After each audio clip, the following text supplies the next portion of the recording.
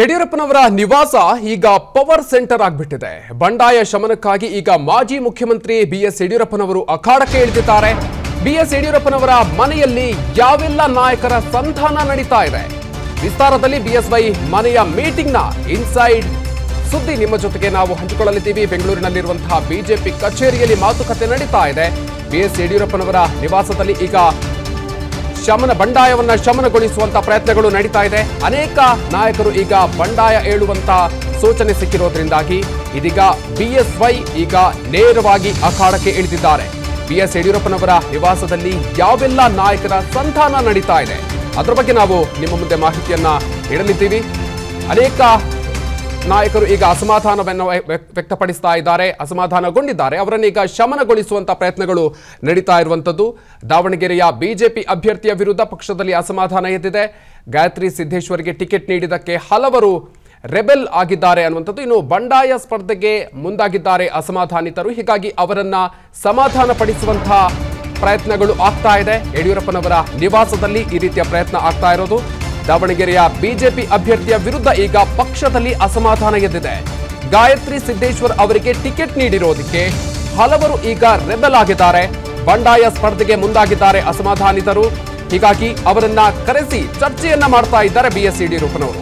ಸಂಸದ GM Siddeshwar, BP Harish, Ramachandrappa, professor Lingappa ಸೇರಿದಂತೆ ದಾವಣಗೆರೆಯ ಪ್ರಮುಖ ನಾಯಕರು ಭಾಗಿಯಾಗಿದ್ದಾರೆ. ಸಭೆಗೆ ಎಸ್ಎ ರವೀಂದ್ರನಾಥ್ ಹಾಗೂ ರೇಣುಕಾಚಾರ್ಯ ಗೈರಾಗಿದ್ದಾರೆ. ಸೊ ಇದು ಕೂಡ ಇಲ್ಲಿ ಮಹತ್ವವನ್ನು ಪಡ್ಕೊಂಡಿದೆ. ರೇಣುಕಾಚಾರ್ಯ ಅವರು ಕೂಡ ಗೈರಾಗಿರುವಂಥದ್ದು. ಹೀಗಾಗಿ ಯಾವ ರೀತಿಯಾಗಿ ಈ ಬಂಡಾಯವನ್ನ ಶಮನಗೊಳಿಸಬಹುದು ಅನ್ನುವಂಥದ್ದು ಈಗ ಕುತೂಹಲ ಕೆರಳಿಸಿದೆ. ಎಲ್ಲ ಬಗೆಹರಿಸ್ತಾರೆ, ಯಾರು ಬಂಡಾಯ ಇಲ್ಲ, ಎಲ್ಲ ಸರಿ ಹೋಗುತ್ತೆ. ಏನ್ ಅವ್ರ ಆಶೀರ್ವಾದ ತಗೊಂಡು ಅಷ್ಟು ಬಿಟ್ರೆ ಏನು ನಾವು ಕರೆದಿಲ್ಲ, ಬಂದಿಲ್ಲ. ಸುಮ್ಮನೆ ನಾನೇನು ಹಾಸ್ಪಿಟ್ಲಿಗೆ ಬಂದಿದ್ದು, ಇವ್ರು ಬಂದಿದ್ರು ಇಲ್ಲಿ ಬಂದ್ವಿ ಅಷ್ಟೇ. ಸಭೆನೇ ಸೇರಿಲ್ಲ. ಹಾಸ್ಪಿಟ್ಲಿಗೆ ಬಂದಿದ್ದೆ, ನಾನು ನೋಡಕ್ ಬಂದರೆ ಎಲ್ಲ ಇಲ್ಲಿ ಹೋಗ್ಬರ್ರಿ ಅಂದ್ರೆ ಬಂದ್ವಿ ಅಷ್ಟೇ. ಎಲ್ಲ ಮಾಡ್ತಾರೆ, ಎಲ್ಲ ಭಾರತೀಯ ಜನತಾ ಪಕ್ಷಕ್ಕೆ ಮೋದಿಗೆ ಪ್ರಧಾನಮಂತ್ರಿ ಮಾಡ್ಬೇಕು ಅಂತಾರೆ ಹೊರತು ಬೇರೆ ಏನು ಹೇಳ್ತಿಲ್ಲ. ರವೀಂದ್ರನಾಥ್ ಅವರು ಹೋಳಿ ಹುಣ್ಣಿಮೆ ಆದ್ಮೇಲೆ ಬಂಡಾಯ ಅಭ್ಯರ್ಥಿ ಕಣಕ್ಕಿಳಿತಾರೆ, ಯಾರು ಅನ್ನೋದನ್ನ ನೋಡಿ ಅಂತ ಹೇಳಿ. ಗೊತ್ತಿಲ್ಲ ನನಗೆ, ಅವ್ರನ್ನೇ ಕೇಳ್ರಿ ಏನಂತ. ನನಗೇನು ಗೊತ್ತಿಲ್ಲ, ನನಗೇನು ಹೇಳಿಲ್ಲ. ನಾನು ಮಾತಾಡಿಸ್ತಾ ಇದ್ದೇನೆ, ಎಲ್ಲ ಬಗೆಹರಿಸ್ತಾರೆ, ಯಾರು ಬಂಡಾಯ ಇಲ್ಲ, ಎಲ್ಲ ಸರಿ. ಇನ್ನು ನಾಳೆ ನಾನು ದಾವಣಗೆರೆ ನಗರಕ್ಕೆ ಭೇಟಿ ನೀಡ್ತಾ ಇದ್ದೀನಿ ಅಂತ ಬೆಂಗಳೂರಿನಲ್ಲಿ ಮಾಜಿ ಸಿಎಂ ಯಡಿಯೂರಪ್ಪ ಹೇಳಿಕೆ ನೀಡಿದ್ದಾರೆ. ಅಗರ್ವಾಲ್, ರವಿಕುಮಾರ್ ಹಾಗೂ ನಾನು ಹೋಗ್ತಾ ಇದ್ದೀವಿ, ದಾವಣಗೆರೆಗೆ ಹೋಗಿ ಎಲ್ಲವನ್ನ ಕೂಡ ನಾವು ಸರಿ ಮಾಡ್ತೀವಿ ಅನ್ನುವಂತಹ ಮಾತನ್ನ ಹೇಳಿದ್ದಾರೆ. ಎಲ್ಲವೂ ಕೂಡ ಸರಿ ಹೋಗುತ್ತೆ, ಮಾತಾಡಿಕೊಂಡು ಬರ್ತೀವಿ ಅನ್ನುವಂತಹ ಮಾತನ್ನ ಬಿಎಸ್ ಯಡಿಯೂರಪ್ಪ ಹೇಳಿದ್ದಾರೆ. ದಾವಣಗೆರೆ ಕ್ಷೇತ್ರಕ್ಕೆ ಸಂಬಂಧಪಟ್ಟಂತೆ ಅಲ್ಲಿ ಸಾಕಷ್ಟು ಅಸಮಾಧಾನ ವ್ಯಕ್ತ ಆಗ್ತಾ ಇದೆ. ಹಲವು ನಾಯಕರು ಈಗ ಅಸಮಾಧಾನವನ್ನು ವ್ಯಕ್ತಪಡಿಸ್ತಾ ಇದ್ದಾರೆ. ಬಂಡಾಯ ಸ್ಪರ್ಧೆಗೂ ಕೂಡ ಮುಂದಾಗಿದ್ದಾರೆ. ಹೀಗಾಗಿ ಇವತ್ತು ಅವರ ನಿವಾಸದಲ್ಲಿ ಸಾಕಷ್ಟು ಚಟುವಟಿಕೆಗಳು ನಡೀತಾ ಇದೆ ಬಂಡಾಯ ಶಮನಗೊಳಿಸುವಂತಹ ನಿಟ್ಟಿನಲ್ಲಿ. ಇದೇ ಹಿನ್ನೆಲೆಯಲ್ಲಿ ಈಗ ಅವರು ಹೇಳಿಕೆಯನ್ನ ನೀಡಿರೋದು. ನಾಳೆ ದಾವಣಗೆರೆ ನಗರಕ್ಕೆ ಭೇಟಿಯನ್ನ ನೀಡ್ತೀನಿ. ಸೊ ಬೆಂಗಳೂರಿನಲ್ಲಿ ಮಾಜಿ ಮುಖ್ಯಮಂತ್ರಿ ಯಡಿಯೂರಪ್ಪ ಹೇಳಿಕೆಯನ್ನ ನೀಡಿದ್ದಾರೆ. ಅಗರ್ವಾಲ್, ರವಿಕುಮಾರ್ ಹಾಗೂ ನಾನು ಹೋಗ್ತೀವಿ ಅನ್ನುವಂಥ ಮಾತನ್ನ ಹೇಳಿದ್ದಾರೆ. ಎಲ್ಲವೂ ಕೂಡ ಸರಿ ಹೋಗುತ್ತೆ, ಮಾತಾಡ್ಕೊಂಡು ಬರ್ತೀವಿ ಅನ್ನುವಂಥ ಮಾತನ್ನ ಯಡಿಯೂರಪ್ಪನವರು ಹೇಳಿದ್ದಾರೆ. ಎಲ್ಲರೂ ಬಂದಿದ್ರು. ನಾಳೆ ದಾವಣಗೆರೆಗೆ ನಾನು, ಅಗರ್ವಾಲ್, ರವಿಕುಮಾರ್ ಹೋಗ್ತಾ ಇದ್ದೀವಿ. ಎಲ್ಲವೂ ಸರಿ ಹೋಗುತ್ತೆ, ಹೋಗಿ ಮಾತಾಡ್ಕೊಂಡು ಬರ್ತೀವಿ. ಎಲ್ಲವೂ ಸರಿ ಹೋಗುತ್ತೆ, ಯಾವುದೂ ಸಮಸ್ಯೆ ಇಲ್ಲ. ಇನ್ನೊಂದು ಕ್ಷೇತ್ರ ಇವತ್ತು ನಾಳೆ ಅನೌನ್ಸ್ ಮಾಡ್ತಾರೆ, ಚಿತ್ರದುರ್ಗ. 28ಕ್ಕೆ 28 ಗೆಲ್ಲಕ್ಕೆ ನಾವು ಶಕ್ತಿ ಮೀರಿ ಪ್ರಯತ್ನ ಮಾಡ್ತಾ ಇದ್ದೀವಿ. ಅದರಲ್ಲಿ ಯಶಸ್ವಿ ಆಗ್ತೀವಿ ಅನ್ನೋ ವಿಶ್ವಾಸ. ಎಲ್ಲರೂ ಬಂದಿದ್ರು. ನಾಳೆ ದಾವಣಗೆರೆಗೆ ನಾನು, ಅಗರ್ವಾಲ್, ರವಿಕುಮಾರ್ ಹೋಗ್ತಾ ಇದ್ದೀವಿ. ಎಲ್ಲವೂ ಸರಿ ಹೋಗುತ್ತೆ, ಹೋಗಿ ಮಾತಾಡ್ಕೊಂಡು ಬರ್ತೀವಿ. ಎಲ್ಲವೂ ಸರಿ ಹೋಗುತ್ತೆ, ಯಾವುದೂ ಸಮಸ್ಯೆ ಇಲ್ಲ. ಇನ್ನೊಂದು ಕ್ಷೇತ್ರ ಇವತ್ತು ನಾಳೆ ಅನೌನ್ಸ್ ಮಾಡ್ತಾರೆ.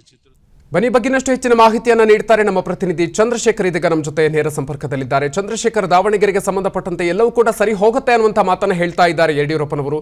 ಸೊ ಇವತ್ತು ಏನೇನಾಯ್ತು, ಸರಿ ಹೋಗುವಂತಹ ಸಾಧ್ಯತೆ ಎಷ್ಟರ ಮಟ್ಟಿಗಿದೆ? ಮಧುಕರ್, ಖಂಡಿತವಾಗ್ಲು ಈಗಾಗಲೇ ದಾವಣಗೆರೆಯಲ್ಲಿ ಮೊದಲಿನಿಂದಲೂ ಕೂಡ ಅಪಸ್ವರ ಕೇಳ್ತಾ ಬರ್ತಾ ಇದ್ದದ್ದು ಜಿಎಂ ಸಿದ್ದೇಶ್ವರ್ ಅಥವಾ ಅವರ ಕುಟುಂಬಕ್ಕೆ ಯಾವುದೇ ಕಾರಣಕ್ಕೂ ಕೂಡ ಟಿಕೆಟ್ ಕೊಡಬಾರ್ದು ಅನ್ನುವಂಥ ಒತ್ತಡ ಕೂಡ ಇತ್ತು. ಸೊ ಅದೇ ಎಲ್ಲೊಂದು ಕಡೆ ಹೈಕಮಾಂಡ್ ಸಿದ್ದೇಶ್ವರ್ ಅವರ ಬದಲಾಗಿ ಅವರ ಪತ್ನಿ ಅವ್ರಿಗೆ ಟಿಕೆಟನ್ನು ಕೊಟ್ಟಿರ್ತಕ್ಕಂಥದ್ದು. ಸೊ ಹೀಗಾಗಿ ಸಿದ್ದೇಶ್ವರ್ ಅವರ ಕುಟುಂಬಕ್ಕೆ ಕೊಡಲಾಗಿದೆ ಅನ್ನುವಂಥದ್ದನ್ನು ಖಂಡಿಸಿ ಅಥವಾ ಅದನ್ನು ವಿರೋಧಿಸಿ ಇವತ್ತು ದಾವಣಗೆರೆಯಲ್ಲಿರ್ತಕ್ಕಂಥ ಹಾಲಿ ಶಾಸಕರು ಮತ್ತು ಮಾಜಿ ಶಾಸಕರುಗಳು ರೆಬಲ್ ಆಗಿರ್ತಕ್ಕಂಥದ್ದು. ಸೊ ರೇಣುಕಾಚಾರ್ಯ ಸೇರಿದಂತೆ BP ಹರೀಶ್ ಬೇರೆ ಬೇರೆ ಪ್ರಮುಖ ನಾಯಕರು ಎಲ್ಲರೂ ಕೂಡ ರೆಬಲ್ ಆಗಿರ್ತಕ್ಕಂಥದ್ದು. ಒಂದು ಕಡೆ ಈಗಾಗಲೇ ಯಡಿಯೂರಪ್ಪನವರು ಸಿದ್ದೇಶ್ವರ್ ಅವರು ಸೇರಿದಂತೆ ಅನೇಕ ಪ್ರಮುಖ ಮಾಜಿ ಶಾಸಕರು ಮತ್ತು ಹಾಲಿ ಶಾಸಕರನ್ನು ಕರೆದು ಸಭೆಯನ್ನು ಮಾಡಿರ್ತಕ್ಕಂಥದ್ದು. ಆದರೆ ಈ ಒಂದು ಸಭೆಗೆ ರೇಣುಕಾಚಾರ್ಯ ಸೇರಿದಂತೆ ಯಾರೆಲ್ಲ ರೆಬೆಲ್ ಆಗಿದ್ದಾರೆ ಅವ್ರು ಯಾರೂ ಕೂಡ ಬಂದಿಲ್ಲ. ಸೊ ಹೀಗಾಗಿ ಅವರ ಮನವೊಲಿಸೋ ಪ್ರಯತ್ನಕ್ಕೆ ಈಗ ಯಡಿಯೂರಪ್ಪನವರೇ ಸ್ವತಃ ತಾವೇ ಖುದ್ದಾಗಿ ದಾವಣಗೆರೆಗೆ ನಾಳೆ ತೆರಳ್ತಾ ಇರ್ತಕ್ಕಂಥದ್ದು. ಸೊ ನಾಳೆ ಲೋಕಸಭಾ ರಾಜ್ಯ ಉಸ್ತುವಾರಿ ಆಗಿರ್ತಕ್ಕಂಥ ರಾಧಾಮೋಹನ್ ದಾಸ್ ಅಗರ್ವಾಲ್ ಸೇರಿದಂತೆ ಪ್ರಮುಖ ನಾಯಕರು ಕೂಡ ನಾಳೆ ದಾವಣಗೆರೆಗೆ ತೆರಳ್ತಾ ಇರ್ತಕ್ಕಂಥದ್ದು. ನಾಳೆ ತೆರಳಿ ರೇಣುಕಾಚಾರ್ಯ ಸೇರಿದಂತೆ ಯಾರೆಲ್ಲ ಒಂದಷ್ಟು ಅಸಮಾಧಾನಿತರಿದ್ದಾರೆ ಅವರನ್ನು ಸಮಾಧಾನ ಪಡಿಸುವಂತ ಮತ್ತು GM ಸಿದ್ದೇಶ್ವರ್ ಅವರ ಪತ್ನಿ ಗಾಯತ್ರಿ ಸಿದ್ದೇಶ್ವರ್ ಅವ್ರನ್ನ ಬಿಜೆಪಿಯಿಂದ ಅಭ್ಯರ್ಥಿಯನ್ನ ಕಣಕ್ಕಿಳಿಸಿದ್ದೀವಿ, ಅವ್ರಿಗೆ ಬೆಂಬಲವನ್ನು ಕೊಡಬೇಕು. ಸೊ ನಮ್ಮ ಗುರಿ ಒಂದೇ, ಮೋದಿ ಅವ್ರನ್ನ ಪ್ರಧಾನಿ ಮಾಡಬೇಕು. ಸೊ ಆ ನಿಟ್ಟಿನಲ್ಲಿ ಈ ಬಂಡಾಯ ಬೇಡ, ಇದು ಮೂರನೇವರಿಗೆ ಲಾಭ ಆಗುತ್ತೆ ಅನ್ನುವಂಥ ನಿಟ್ಟಿನಲ್ಲಿ ಸಮಾಧಾನ ಪಡಿಸುವಂತ ಮತ್ತು ಒಂದು ರೀತಿ ಒಂದು ಪ್ರಯತ್ನವನ್ನು ಮಾಡುವಂತ ಕೆಲಸಕ್ಕೂ ಕೂಡ ಮುಂದಾಗ್ತಾ ಇರ್ತಕ್ಕಂಥದ್ದು.